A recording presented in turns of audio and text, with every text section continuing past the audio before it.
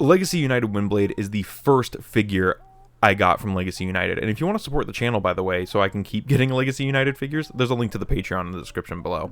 That said, what a banger to start out on. The flame effect sword does work in this mode. It's kind of strange, but it's fine. The cockpit looks amazing, even having 2 detailed seats on the inside, and the detailing on the back of the jet is absolutely fantastic with tail fins and the blue accents and painted VTOL jets. My only complaint here is that the hands for the robot mode kind of just hang out on the side. She does have a flight stand port, which is really nice for a jet former, especially a VTOL jet former. That's really nice. And you can see here the fold away landing gear. I will never not compliment this function. There's also the rotating VTOL jets. Those are super nice. Glad we got those, especially for in robot mode.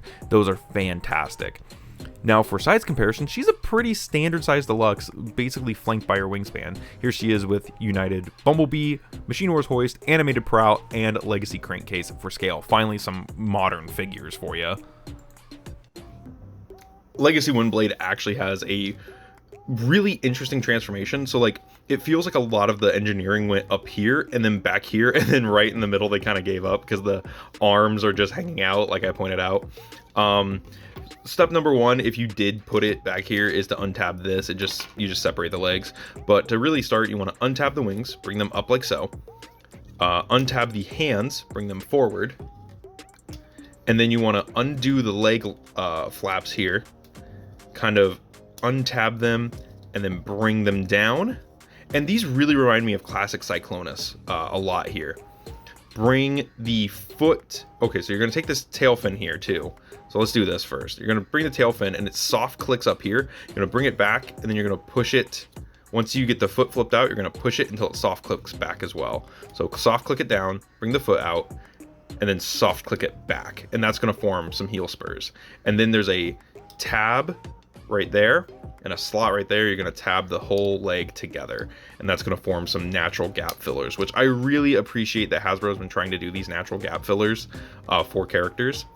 So up here, you want to take the landing gear, fold that up, ignore the nose cone, and then you want to split this in half, bring it back on the double hinge. And so you can actually just leave the nose cone like fully out if you want, but the official way is to collapse these in on double hinges, and then bring it back together. And you can fold up the nose cone. It doesn't really do a lot. And then there is a tab back here, and it tabs into the cockpit on there. So something I also like to do, because these can rotate, they actually do spin all the way around and click into place.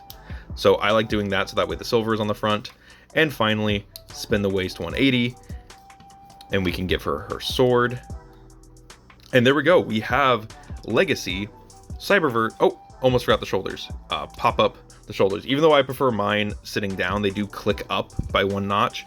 So there we go. Legacy Cyberverse Windblade in robot mode. And it's a pretty good looking Windblade, all things considered. There's a couple things I don't like about it, but we'll talk about that in a hot moment. But overall, fantastic little Windblade figure.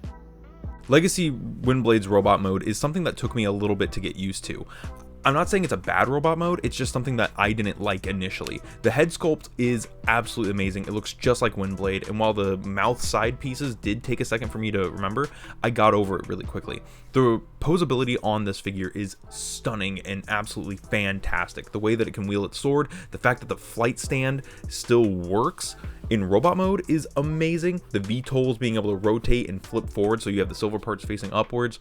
Just everything about the robot mode looks really good, except for the chest. The chest had some problems with it. Not problems per se, but there's some sculpted detail on there that I don't quite agree with, and some color choices I don't quite agree with. The backpack looks like she's going hiking, but it's honestly not that bad. Like, it's really easy to just kind of ignore the backpack.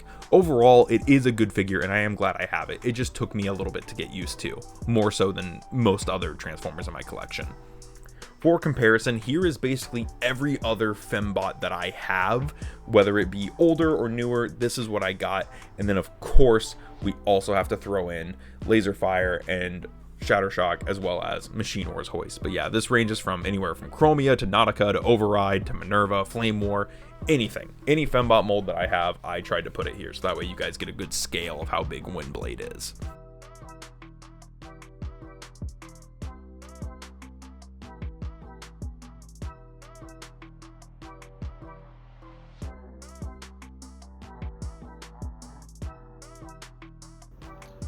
Alrighty, articulation on Windblade is pretty good.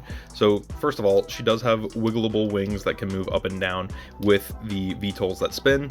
Her head is on a ball joint, so it can look up that far, can't really look down, can look side to side if you lift her chin up. Can't really wiggle or waggle, which is a little unfortunate. Arms go out that far. They have a bicep swivel, which no gaps in there, that's great. Slightly under 90-degree elbows, just due to the way the sculpting is. Wrist swivels. Has a 360 at the waist due to transformation. Legs go out that far, go back that far, go up that far. Does have a thigh swivel. Bend at the knee about 90. Does kind of like to make that untab. No double joint, even though it looks like there's a hinge there. And then the ankles can go, the toe can go down. And then she does have a pretty solid ankle tilt there. So extremely good posability on this girl. Definitely one of the most nimble Windblades we've gotten in a long time. And I will stand by the fact that, like, people are saying, like, this is the best Windblade we've gotten. Yes, from Hashtag, this is 100% the best Windblade that we have gotten. Overall, Legacy Windblade is a fun toy with a lot of details to like and love. I think it is a great representation of Windblade. I think it's the best Windblade we've gotten from Hasbro. It looks great with modern figures from United and from Legacy as a whole. It looks fantastic with those, standing amongst the Autobots, the more stylized ones at least. But it also looks great with like older figures like Laserfire. It looks so good there. I think it fits in better than the Generations and Titans Return one does. And I think it looks better than that Titans Return one. But let me know what you guys think about this figure in the comments below. I absolutely adore it. I'll see you guys in the Discord and on the Patreon. Thank you for watching. This has been Bots Obsession.